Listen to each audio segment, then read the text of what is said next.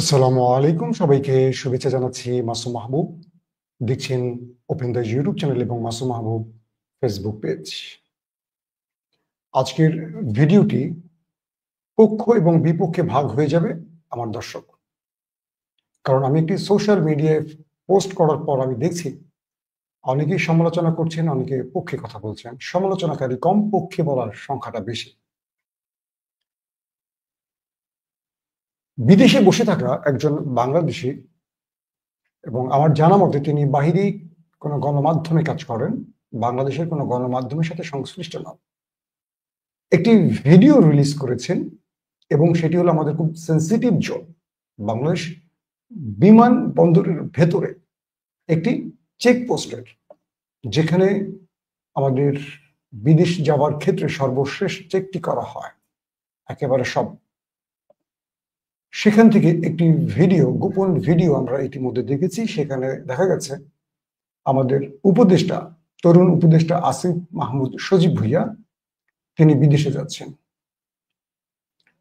সাংবাদিক সেই ভিডিওটি প্রচার করে বলেছেন আসিফ মাহমুদ সজীব ভুইয়ার ব্যাগের ভেতরে একটি গুলি ভর্তি ম্যাগজিন পাওয়া গেছে, পিস্তলের ম্যাগজিন।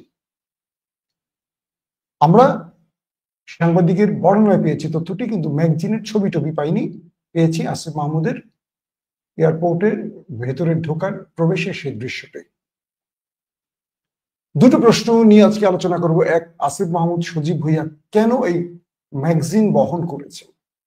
আর দ্বিতীয় বিষয়টি হলো, কি করে একজন ভিনদেশী সাংবাদিকের কাছে, যিনি ইসরায়েলেরও গণমাধ্যমে কাজ করেন, বুঝতে পারছেন ইসরায়েলের গণমাধ্যমে কাজ করা ব্যক্তিরা কাদের এজেন্ট হতে পারে, এটাও বোধ করি আমরা সন্দেহ করতে পারি। তার কাছে রাষ্ট্রের এই গোপন স্থানের সিসিটিভি ফুটেজ কি করে গেল? খুব সেন্সিটিভ ইস্যু নিয়ে কথা বলছি, তাই খুব মনোযোগ দিয়ে শুনবেন। প্রথমে আমি আপনাদের ভিডিওটা এক নজর দেখাবো, তারপর আমি কথাটা বলতে চাই আপনাদের সাথে।